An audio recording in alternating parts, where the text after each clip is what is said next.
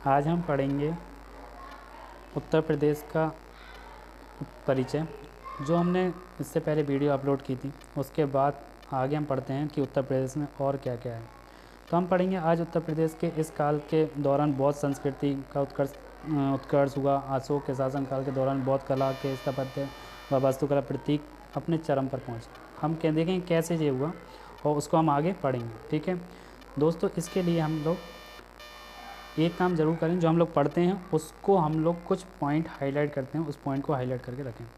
जैसे कि आज हम पढ़ रहे हैं, इस काल के दौरान बौद्ध संस्कृति का उत्कर्ष हुआ। इस काल के दौरान बौद्ध संस्कृति का क्या हुआ? उत्कर्ष हुआ। अशोक के शासनकाल के दौरान बौद्ध कला के स्थापत्य व वास्तुशिल्प प्रतीक अपने चरम पर पहुँचे। गुप्त काल लगभग 320 से 550 के दौरान हिंदू कला का भी अधिकतम विकास हुआ। ये इम्पोर्टेंट पॉइंट है कि गुप्त काल के दौरान हिंदू कला का भी अधिकतम विकास हुआ।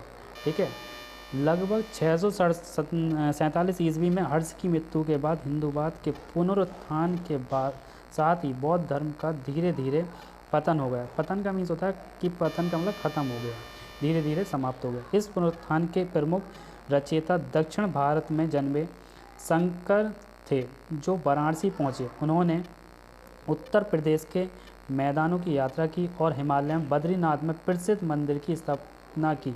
इसे हिंदू मतावलंबी चौथा एवं अंतिम मठ हिंदू संस्कृति का केंद्र मानते हैं। ये इम्पोर्टेंट कि इसे हिंदू संस्कृति का क्या मानते हैं? केंद्र मानते हैं, और चौथा एवं अंतिम केंद्र है। ठीक है, इसके बाद हम आगे पढ़ते हैं तो हम देखते हैं मुस्लिम काल। मुस्लिम काल में हम देखते हैं कि उत्तर प्रदेश में कैसे मुस्लिम काल का क्या क्या था और कैसे कैसे था। मुस्लिम काल, इस क्षेत्र में हालांकि 1000 से 1030 ईस्वी तक मुसलमानों का आगमन हो चुका था। से 1030 मुसलमानों का आगमन था, किंतु उत्तरी भारत में 12वीं शताब्दी के अंतिम दशक के बाद ही मुस्लिम शासन स्थापित हुआ। जब मोहम्मद गौरी ने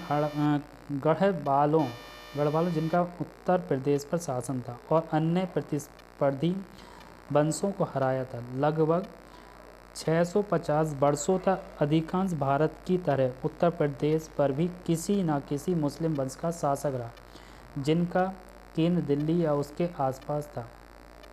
आप लोग जानते हैं अच्छे से कि 1526 ईस्वी में मुग़ल काल स्टार्ट हुआ था, जिसकी स्थापना किसने करी थी? बाबर ने करी थी 1526 ईस्वी में। और किस युद्ध में करी थी? तो आप जानते हैं पानीपत का प्रथम युद्ध हुआ था। तो 1526 में बाबर ने दिल्ली के सुल्तान इब्राहिम लोदी को हरा दिया। इंपॉर्टेंट पॉइंट है सर, इब्राहिम लोदी को हराया और सर्वाधिक सफल मुस्लिम वंश मुग़ल वंश की नींव रखी।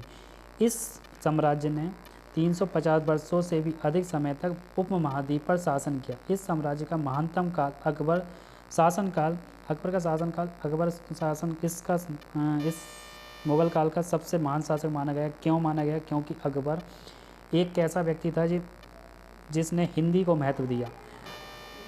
ठीक है, इसके बाद हम लोग देखते शासन। अकबर का शासनकाल था 1556 से 1605 ईस्वी तक से लेकर औरंगजेब आलमगीर 1707 का काल था, जिन्होंने आगरा के पास नई शाही राजधानी फतेहपुर सिकरी का निर्माण किया।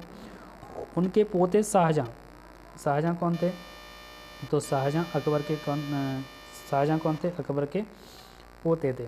शाहजहाँ शासनकाल है 1628 से 1658 ने आगरा में ताजमहल अपनी बेगम की याद में बनवाया गया मकबरा, जो प्रसव के दौरान चल बसी थी, बनवाया, जो विश्व के महानतम वास्तुशिल्पी नमूनों में से एक है। शाहजहाँ ने आगरा व दिल्ली में भी वास्तुशिल्प की दृष्टि से कई महत्वपूर्ण इमारतें बनवाई।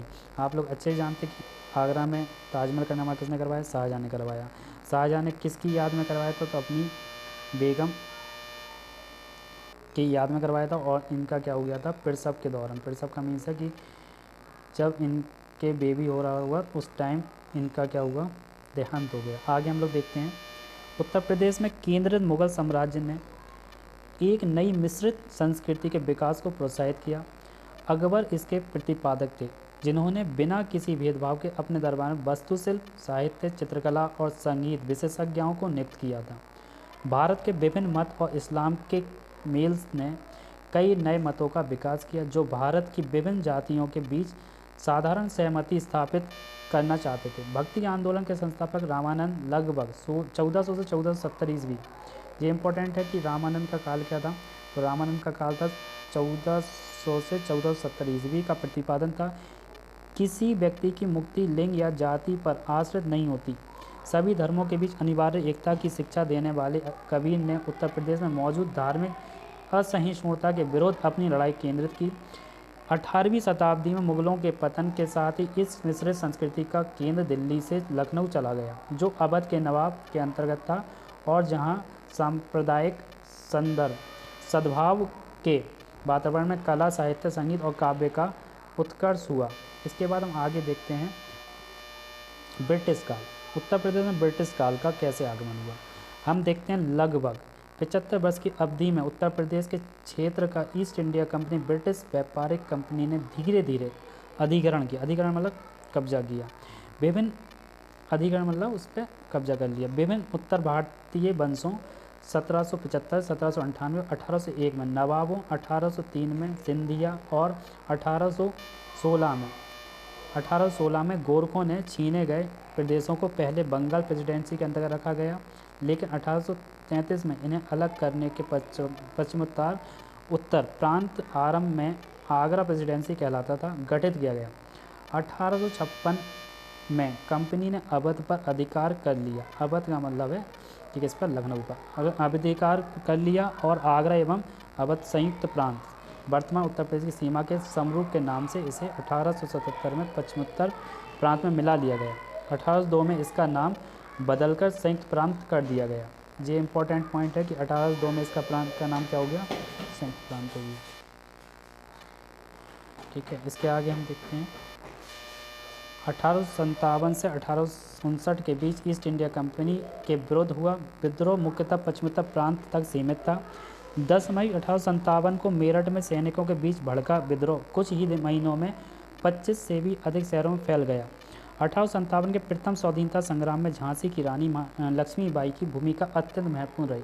इंपॉर्टेंट पॉइंट है कि 1857 की जो क्रांति हुई उसमें सबसे ज़्यादा महत्वपूर्ण भूमिका किसने निभाई थी, तो महत्वपूर्ण भूमिका निभाने वाली थी हमारे झांसी की कौन, महारानी लक्ष्मीबाई थी।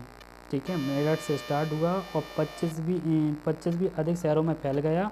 1857 की स्वतंत्रता में झांसी की रानी की भूमिका अत्यंत महत्वपूर्ण रही। उन्होंने अंग्रेजों से डटकर मुकाबला किया और ब्रिटिश सेना के छक्के छुड़ा दिए। 1858 विद्रोह के दमन के बाद पश्चिमोत्तर और शेष ब्रिटिश भारत का प्रशासन ईस्ट इंडिया कंपनी से ब्रिटिश ताज को हस्तांतरित कर दिया गया। 1880 ईस्वी के उत्तरार्ध में भारतीय राष्ट्रवाद के उदय के साथ संयुक्त प्रांत स्वतंत्रता आंदोलन में अग्रणी रहा। प्रदेश ने भारत को मोतीलाल नेहरू, मदन मोहन मालवीय, जवाहरलाल नेहरू, पुरुषोत्तम दास टंडन जैसे महत्वपूर्ण राष्ट्रवादी राजनीतिक और 1922 में भारत में ब्रिटिश साम्राज्य की नींव लाने के लिए किया गया। महात्मा गांधी असहयोग आंदोलन से पूरी संयुक्त प्रांत में फैल गया। महात्मा गांधी ने असहयोग आंदोलन किया था 1921 में ही बोला जाता, 1920 से 22 तक चला था, लेकिन चोरी चोरा गांव प्रांत के पूर्वी भाग में हुई हिंसा के कारण महात्मा गांधी ने अस्थायी और तौर पर आंदोलन के रोक दिया गया। जब महात्मा गांधी एक अहिंसावादी व्यक्ति थे, उन्होंने बोला था कि कोई हिंसा होगी तो मैं आंदोलन समाप्त कर दूँगा, इसलिए उन्होंने 1922 की जो चोरी चोरा घटना हुई उसके बाद उन्होंने अपना असहयोग आंदोलन समाप्त कर दिया। संयुक्त प्रांत मुस्लिम लीग की राजनीति का भी केंद्र रहा।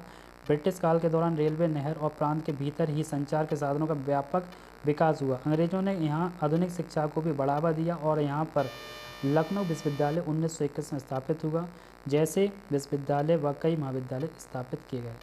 इसके बाद हम देखते हैं कि 1857